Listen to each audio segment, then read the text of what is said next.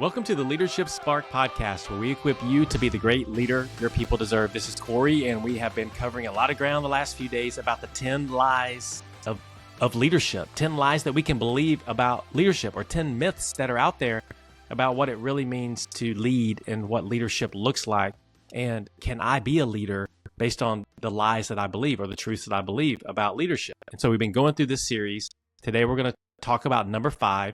The 5th lie that we can believe. And so we've been sharing what the lie is, what a truth is, and what does it look like for you to activate it into action? What is a practical application for you to be able to take the truth and apply it to your world that you are in today or this week? And so the 5th lie about leadership is this, is that leadership is about control. Is that we can believe that a strong leader keeps everything under their command. It's a command and control structure.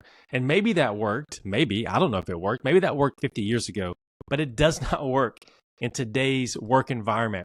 When you're leading people in a complex environment, command and control, it doesn't work. You don't get the outcomes that you want. But we can believe and we can buy into the lie that if I'm going to be a leader, leadership is about control. Leadership is about having everything under my command. And that's just not what leadership is. So here's the truth about leadership. Real leadership is about empowering others and trusting them to act responsibly.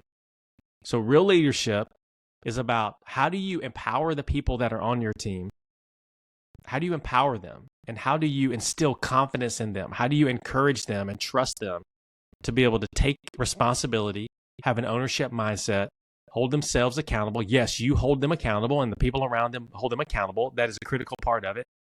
But you trust that they're going to act responsibly. You trust that they're going to get their work done and they're going to do what they said they're going to do, or they're going to do what you are asking them to do. And you're empowering them to do it. You are giving them the skills and equipping them with everything that they need to be successful doing what you're asking them to do. But you're focused on empowerment, not command and control.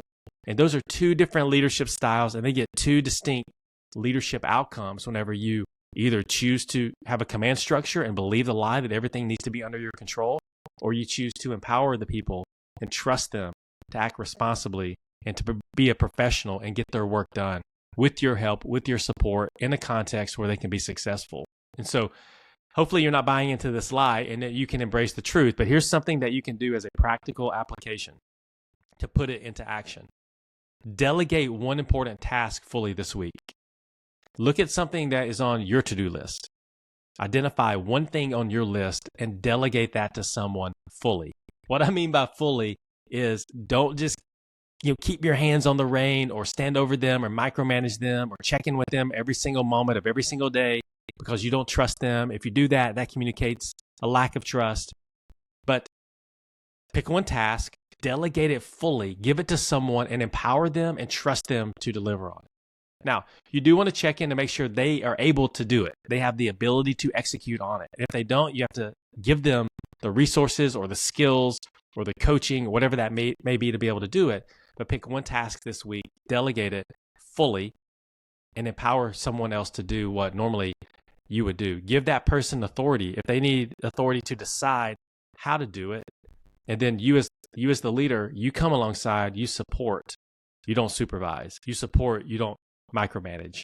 And so if you go do that this week, if you pick one task, you delegate it, and you coach around it and support it versus supervising or micromanaging or trying to command and control it, then you will start to learn the value of doing this as a leader, and you'll start to see the impact that it has on you as a leader and other people. And my guess is that once you realize this, you're going to want to do it more because you'll realize it frees you up to do other things that you need to do, and it actually brings the best out of those around you. So that's your go and do.